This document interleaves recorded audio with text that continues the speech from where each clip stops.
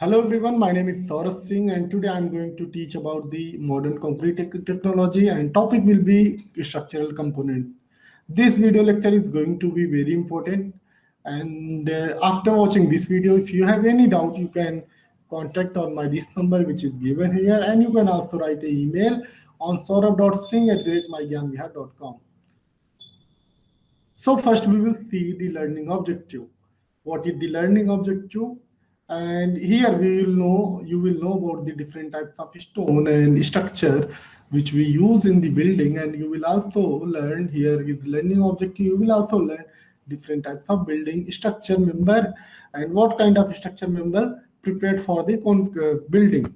So first we will see the what is the structural engineering overview and what is the structural engineering and what they do and what they design, because before going to start the structural component of a building or any structure, you also need to know what is the structural engineering, what is the role of a structural engineer and how they do work and what they do design, because this is the part of civil engineering. If you will do civil engineering, like if you are doing the BTech, after BTech you can go in the field of structural engineering and you can also do MTech in the structural engineering. That's why this lecture is going to be very important.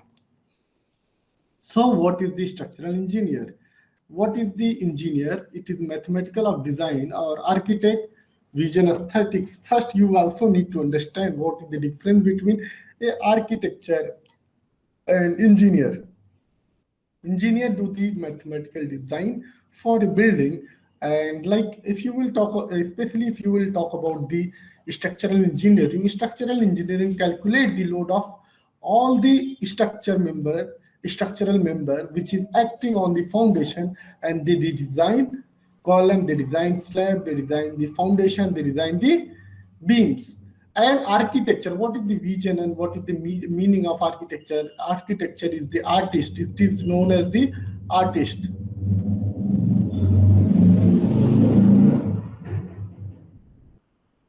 Architect means the artist which gives the vision to the our structure, and mediator is also liaison between the parties and liaison between the parties and the project.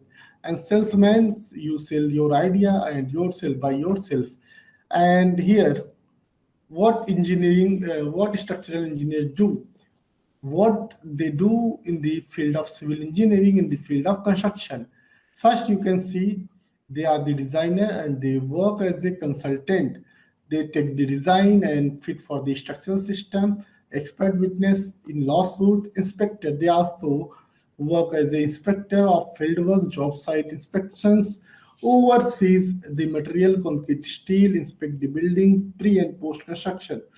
And generally, what the meaning of structural engineering is, they design the structure.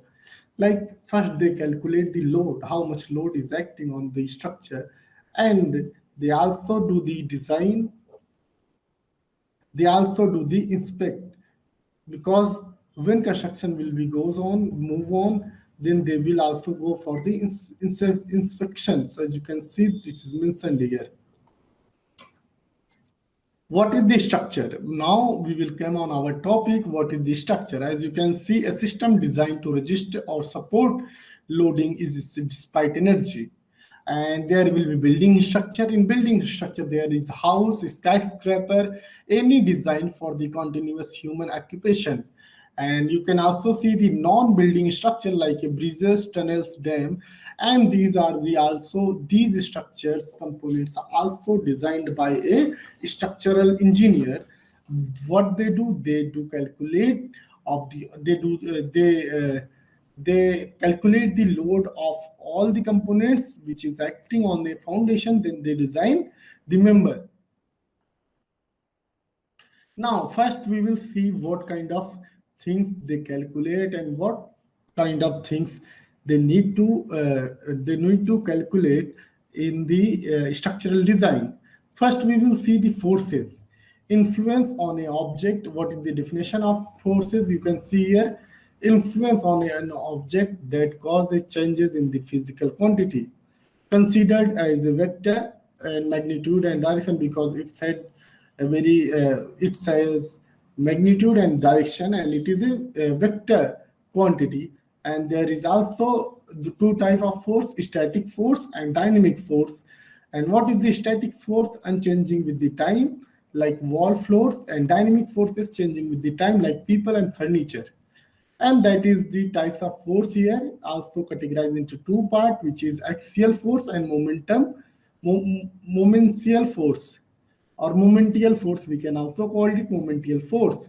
Axial force, which will act in the axis, like it will act in a one axis, maybe it will act in a y direction, maybe they will act in a x direction. And momential bending forces will be acting along an axis at a certain distance from a point, caused a folding and motion. If you will see a door, there will be a bending moment, and that will call bending force, and it will be equal to m is equal to f into d. Now we will again came on the force, which is also categorized into two parts. First one is tensile force. And what is the tensile force? It is the pulling on an object, stretching it, and still known as the necking when is the most tensile force is applied. Tensile strength force means when you have to pull the object in the opposite direction, that will be your tensile force. And compressive force will be force will be came in same direction, that will be your compressive strength. And the definition of compressive strength is the pushing of an object in the same direction. You can say it. If you will see the compressive strength in the view of concrete, then concrete cracks when too much compressive force is applied, as you can see in the figure. Now we will also see what is the stress strain, and what is the comparison between stress and strain. As you can see here, it is tensile related properties, which also known as the strain is also known as the deformation by the length, and stress is also known as the force upon area.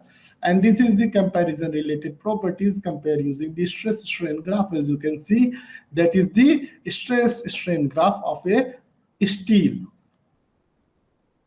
What is the constituent of loading? You can see here, loading is the force being enacted on the structure, and this is the many types which you can see here: gravity or weight, wind load, snow load, earthquake load, and there is also man-made load. And there is also two type of structural loading, which you can see here. First one is a dead load, live load. Now we will see Now we will see what is the constituent of loading. As you can see here, loading is the force being enacted on the structure, and there is many sources of load. As you can see, gravity plus gravity by weight, wind load, snow load, earthquake, and man-made load. And these are the what should we build for our structure out of. As you can see here, that these are the common structural material, which is here: timber, masonry, concrete, steel, and composites. And these are the materials which we used in the construction of a building or construction of any kind of a structure. Now, next question is came: how do we judge the materials? How we will find which is material is suitable, which material is suitable for the construction, and which material is not suitable for the construction, and which material should have more durability. And you can see here, these are the common material properties. And first one is the strength, tensile compressive, which is density, hardness, ductility, brittleness, elasticity, and toughness. And these are the common properties of material which are mentioned here, as you can see. Now we will come on the strength. What is the strength? Ability of material withstand loading, and these have been tensile strength, maybe it can be compressive strength. And ability of material of withstand a pulling force. It can, like, if you will see the strength of a steel, it is good at the concrete, but the concrete perform very poorly. And there is also some link I mentioned here which you can watch. That link will give the very good idea about the concrete and the strength. And there is also compressive strength, which is called ability of material withstand the pushing force. like wood, concrete, steel, masonry performed as well. There is also YouTube link. You can watch this video. And come on the next properties of a material, which is known as density. What is the density? Density is the mass per unit volume of a material, and the unit of it is equals to mass upon volume, which will be represented by the kg per meter cube. And typically, material with a high density are very strong and offer a great projection. And however, high density means that they are heavy and difficult work to with uh, expenses. Hardness, what is the hardness? You can see here ability of material to resist a permanent deformation under a sharp load. That is called hardness, and it relates to the elasticity of material. Diamond is a very hard substance, as we all know. If we build any wall out of a diamond, we could be sure that very few things would be scratched. However, diamond is incredibly expensive and not as tough as the other engineering material. It would not stand up as a well impact loading versus other material. But we cannot use the diamond because of its cost. If you will make the any structure member by the using of diamond, it will be very costly. Now we come on the ductility, and this is the ductility and brittleness. And what is the ductility? First, we will see ability of material to perform without the fracture. And we want material with a high ductility because they indicate the structural failure without sudden collapse. And there is also one failure of videos which is mentioned here. You can watch this video.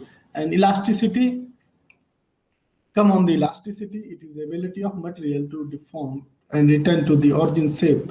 And this is a very important properties of a material, and there is some important quantity also given here. First one is Young modulus, ratio of stress and stress. As we all know, stress will be equal to force upon area, and strain will be equal to deformation upon length. And it generates a stress strain graph and also relate with ductility of material. Now we will see the toughness. What is the toughness? Ability of material to resist a fracture when stressed amount of energy absorbed per unit volume. The unit of toughness will be measured in the joule per meter cube, and area under the stress strain evaluated 0 to desired strain. So we know that properties of important structural material, how the common material stack against each other. First, we will see the timber. What is the advantages of timber and what are the disadvantages of timber? We will see here. Advantages: it is cheap, renewable sources, and it is good in tension. The tension in timber is about 40 megapascal. And there is also disadvantages of a timber, as you can see here. It can be easy susceptible to the fire natural nature, and it is not very hard and not very strong, and you can also give the some limited shape and size of a timber. Now we will come on the masonry. As we know, uh, masonry is a material which we use in the construction of a structural components like wall, like a building, and all these things. Concrete blocks and clay bricks, as you can see here, the image of concrete blocks. And what is the advantages of it? As you can see, large compressive strength. It's have a large compressive strength, and it is also very cheap, and it's have also a very good thermal properties which can hold the heat as well. And there is also disadvantages of a masonry, which you can see it is not cohesive material, that strength could be depend on the mortar and other factor. And there is also one disadvantage is it's have a poor tensile strength unless it reinforced. And these are the disadvantages and advantages of a masonry. Now we will see the concrete. Concrete is also structural uh, components, or we can also say concrete is also a material by which we construct a structural member. And it is a combination of water, cement, small aggregate, and large aggregate. What is the advantages of the aggregate? Everyone knows about the very well knows about the concrete. In previous class, I have covered the concrete very well. And there is advantages of the concrete, which you can see here. It is very versatile, can be modified with the admixture for the different effect. There is also high compressive strength, and it is fire resistance and many diverse sizes and safe form work which we can provide in the concrete. Now we will see the what is the disadvantages of the concrete. First, long curing time. It's required long curing time, and there is also low tension without the reinforcement. As you can see, 0.4 0.4 KSI, and fails in fair. It can easily fail in fair unless it not reinforced, and fairly heavy material for the work. And concrete, as we know, concrete is very heavy. That's why it is very tough to handle in the construction work. Now we will see the steel. What is the advantages of the steel? First, we will see here high tensile and compressive strength, and many versatile depending on the need. Carbon steel, tensile, stainless steel, galvanized steel, and elastic material, ductility material, many shapes. You can use the concrete. You can use the steel for the as a elastic material, ductile material, and you can also mold it in many shape. As we know, we use this steel with the concrete in the column, in beam, in the slab. So here we will also see what is the disadvantages of the steel.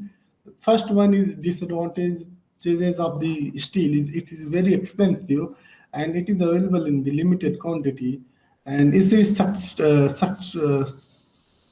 is also not good for the fire resistance as the fire resistance, and it can be easily rust when it will come in the contact of water, and there is also very impurities in the steel.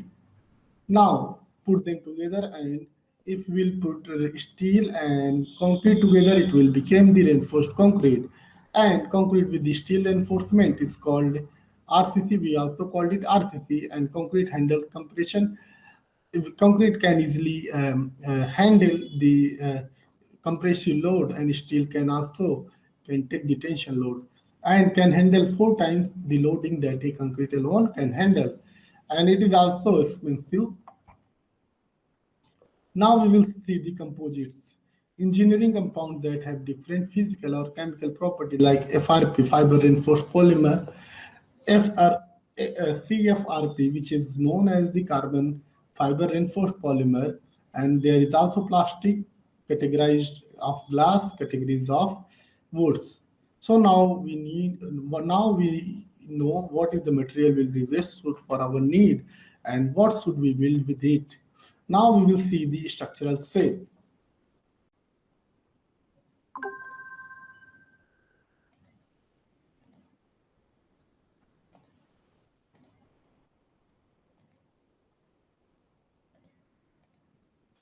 Now we will see the shape and stability exercise. What is this is built into terms of five build a triangle and a square. See which shape is the most stable and can be unstable shape made stable. How? We will see all these things here.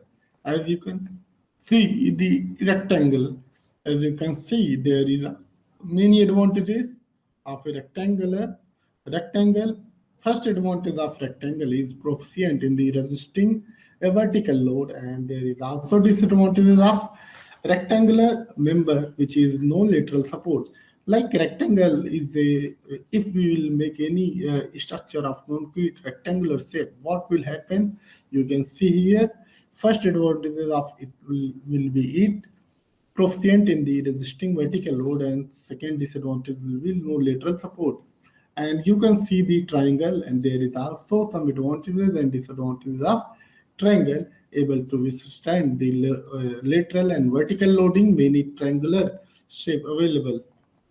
Now there is also the truss. Truss is a very important structure which is used in the construction of warehouse and many kind of civil structure, and it is combination of square and triangle. As you can see here, that is the image of your truss, and this is the shape of rectangle and triangle.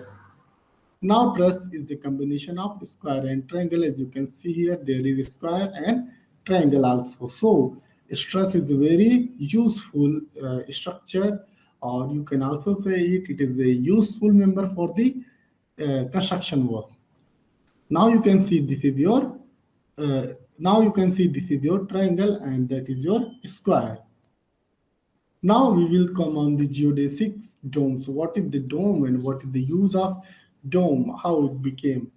How we build the dome? Many structure you will see the design of a dome.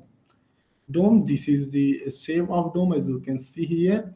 Uh, that is parabolic and this is made by the using of trusses. What is the advantages of domes? First, we will see it is very strong in shape, yet strong as the dome size increase. Perfect load distribution, no need for structural support, and it is great aerodynamic performance. It is very great in the aerodynamics performance. Now we will see the structural components. First, we will see the beam, girders, columns, floor, and foundation. As you can see, this is your column and this is your girders. And we will also see the load path, how load path work in a structural member or in a building. As you can see, first one is the floor, then it will came into beam, then it will came into grinder, then it will came in the column, after column it will came in the foundation, after foundation load will be distributed in the soil. As you can see here, load is transferring from this side to this side. Now we will come on the very important topic, which is known as the foundation. And what is the foundation? As you can see, we support a building, which provides support to the building, and it is also typically attached with a column. And there is also type of foundation which is known as shallow foundation and deep foundation. In shallow foundation, there is also spread footing and slab on grade, which is known as concrete pad on the surface. In deep, there is drilled shaft and piles foundation. As you can see, this is the image of foundation and how load transfer from the one place to another place.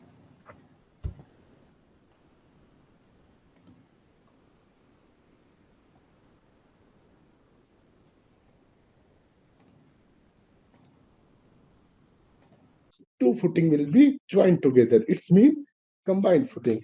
And continuous footing, as you can see where, it means the footing will be joined continuously. That is the meaning of continuous footing. And last one is mat and rough foundation. As you can see here, everyone knows about the mat.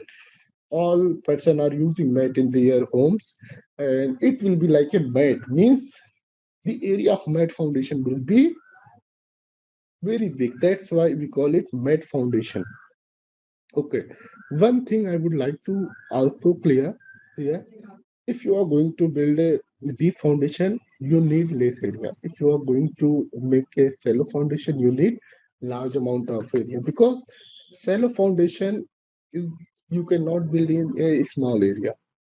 That's why uh, a less area required for the deep foundation and big area required for the shallow foundation. Yes.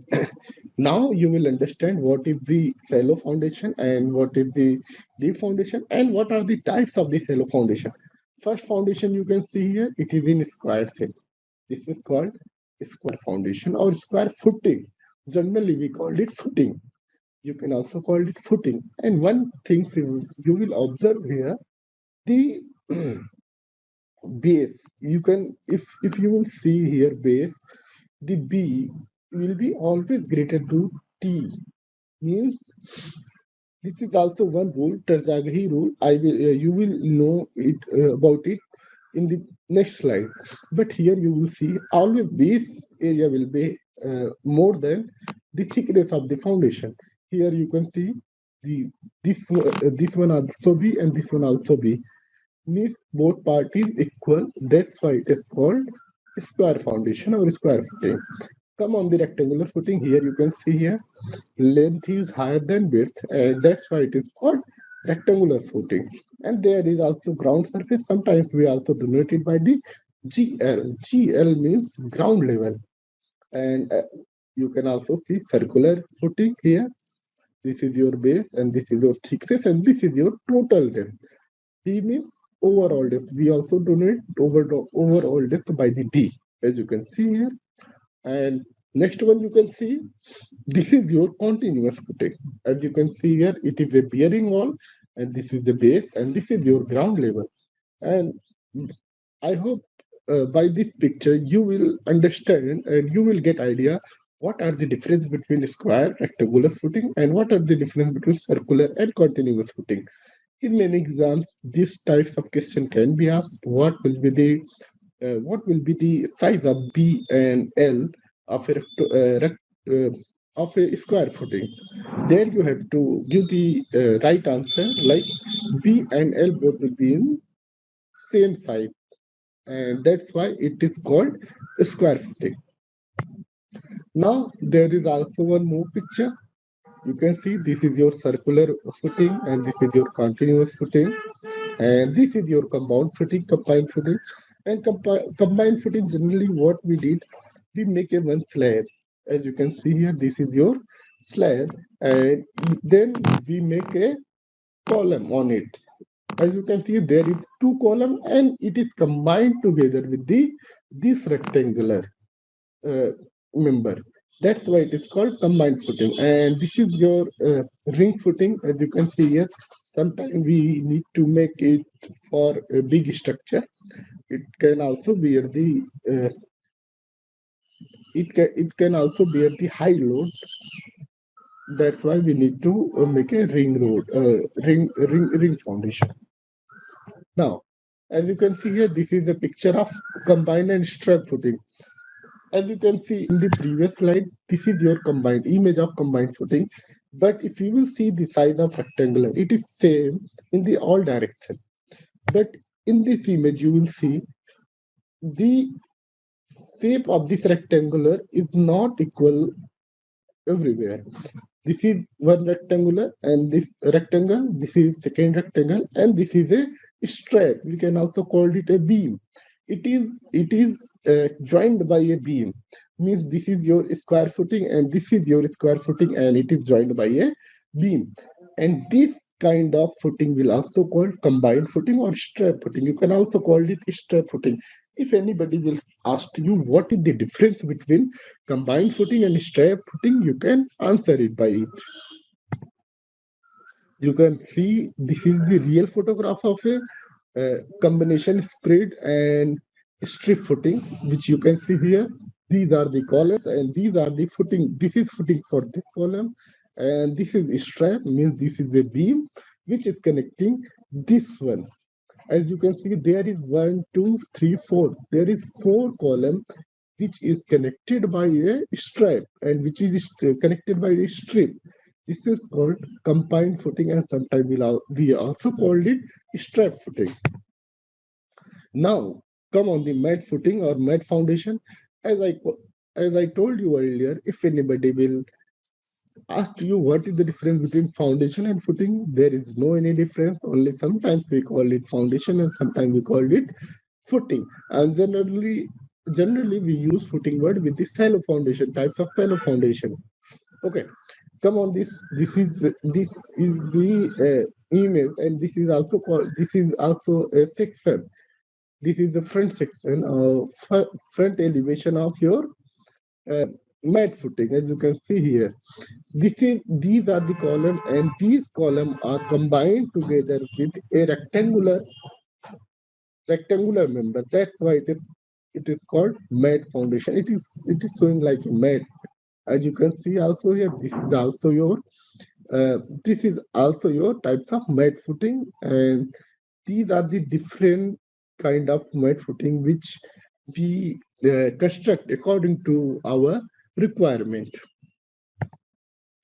Now come on the deep foundation.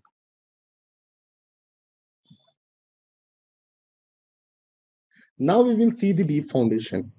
As you can see, what is the purpose? And purpose is transfer building load deep into the earth.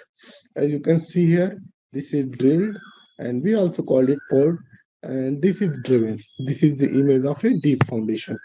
Now come on the primary factor affecting foundation choice.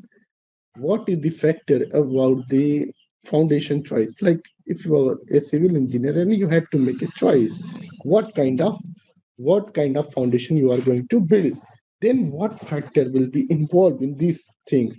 First we will see here surface soil. Second is groundwater condition, and third one is structural requirement. And these are the factor which these are the factors which affect the which affect when you do the choice for the foundation. Now we will see the bearing capacity. What is the bearing capacity? Yes, now we will know about the bearing capacity. What is the bearing capacity? Bearing capacity is also a term like what kind of load soil can bear and how much amount of load a soil can bear. This is called bearing capacity of a soil, and this is applicable for anything. Like if there is also any structure, there is also any building. If anybody will ask to you what is the bearing capacity of this building, means how much load it can be bear. That is the meaning of bearing capacity. And same like soil, like if you are going to build any kind of a structure, then you have to know about the bearing capacity of that soil. Means how much load your soil can bear the load. That is very important to know, because uh, if you will apply the more load on the structure, what will happen? Structure may be collapse because of the bearing capacity. First, it is very important to know what is bearing capacity of your soil, so that it can bear the load of a structure. Suppose this is a structure and it is your ground, so that ground can bear the load of that structure. It is called bearing capacity of soil. Now, as you can see here, I already told you what is the definition of a bearing load, and now we will see the graph. This is a graph. This is a graph which you can see. This is your structure, and this is your foundation. And when load will be applied on this ground level, what will be happen? There will be a vertical movement here, like this, and there will be also deterioration. What is the meaning of deterioration? Means there will be a bulking of your structure. Means soil can be came in the bulk form. That is not a good for the structure. But this is the acceptable. These kind of shear or bulking things will be acceptable for the any structure, or and it can also restrain. It can easily restrain your foundation. But when you will see unstrained and deterioration of structure, there you will see this is a bulking and this is also a bulking, and shear load is acting like this, and in this structure acting like this, means what will happen? It cannot restrain the load of your structure, and your structure may become maybe fail. And this is your graph of a load and settlement. As you can see here, this is your deterioration, and this is your local cracking, and this is your theoretical failure. And where what will happen when theoretical failure will be happen? Rapid downward movement shear failure. Means these kind of things can be happen during the uh, load. And this graphic showing bearing capacity failure, how any structure can be failed due to the bearing capacity, due to the low bearing capacity. A is showing, as you can see here, there is two graph. One is A is saying load settlement curve. This is the graph of your load settlement curve. And second graph is deterioration, cracking, shear, and blazing of soil adjustment to the foundation. This is your second graph. Now, this is also very important to do plastic analysis of bearing capacity. This is the your graph which is showing the plastic capacity, and we can also call it plastic analysis of your bearing capacity. And these things you can see here, and this is your load, this is your structure which is acting load, which is transferring load in the ground, and this is your linear shear, and this is your radial shear. Radial shear is the form of curve, as you can see here, and this is your graph. Now, if anybody will ask you a formula, what is the bearing capacity of soil? It will be BB by 2 NV plus C NC plus Q. This is the very important things, and this is the differences, and it is also your dimension, and T is also your dimensionless. Here is this showing and differences arise due to the various shapes assumed. And this is the very important formula which you need to remember always, because help of this formula you can solve many question which is related to bearing capacity of soil. Now, this is the also, as I told you earlier, Tarjaghi given the too much. Tarjaghi did a lot of work on the bearing capacity of a foundation, and he also given many formulas for the square footing, for the deep footing also. As you can see here, this is equation for ultimate bearing capacity of strip footing. First, you need to know what is the ultimate bearing capacity of a soil. What may be the ultimate? There is like ultimate, and there is also some word in civil engineering. There is some word of uh, you have heard about it, like limit bearing capacity, limited bearing capacity, and this is that thing you can also call permissible bearing capacity of a soil. Permissible means on the point, uh, on the maximum point when you are permitted to put on load on the structure. And ultimate means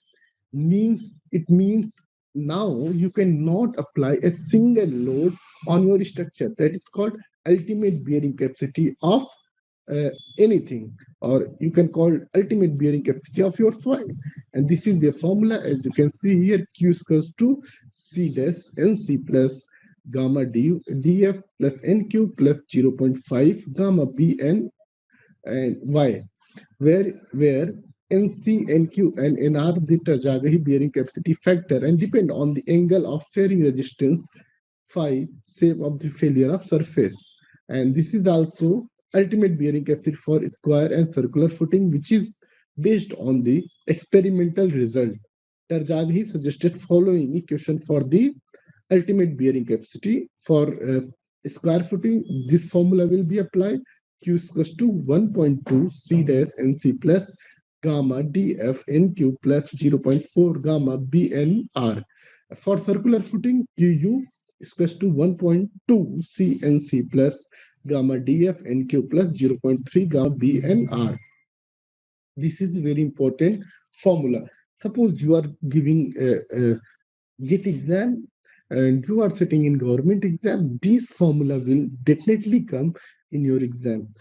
If this formula will not come in your exam, any numerical will be related to any numerical may become in your exam which will be related to this formula.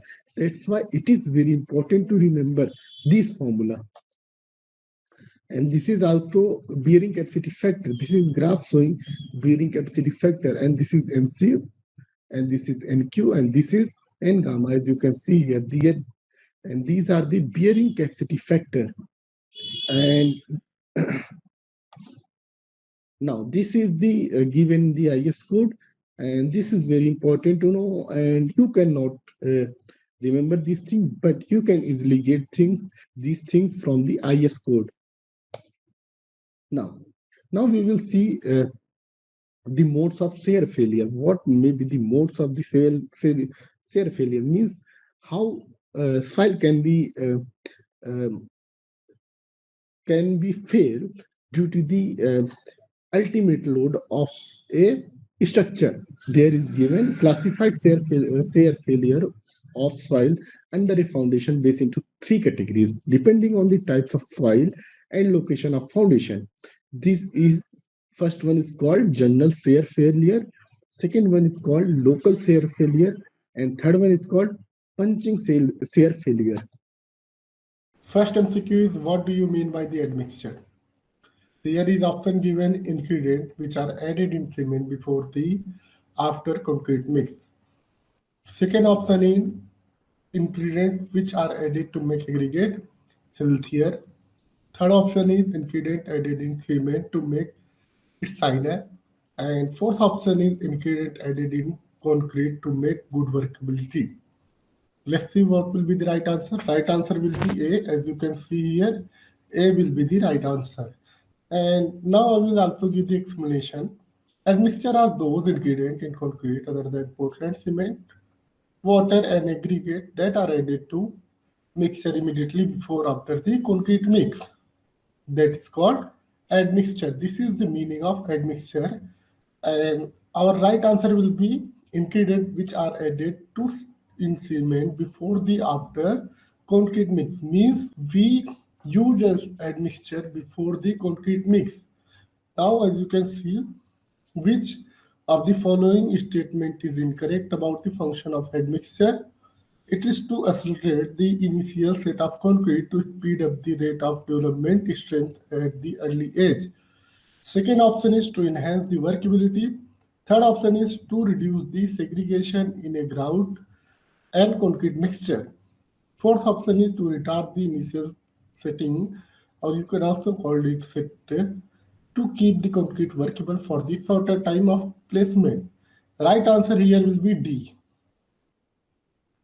And here is also explanation to retard the initial set to keep the concrete workable for the longer time for the placement is incorrect in the above statement. D will be your right answer here. Now see the third question. Which of the following statement is incorrect about the function of admixture? First, you can see to increase the strength of concrete by the reducing the water content by the tin specification of concrete, to increase the durability of concrete, to enhance its resistance to special condition of exposure. Third option is to increase the capillary flow of water through the concrete and to increase the impermeability to the liquid. Fourth option is to control the alkali aggregate expansion or alkali silica reaction. Here right answer will be C.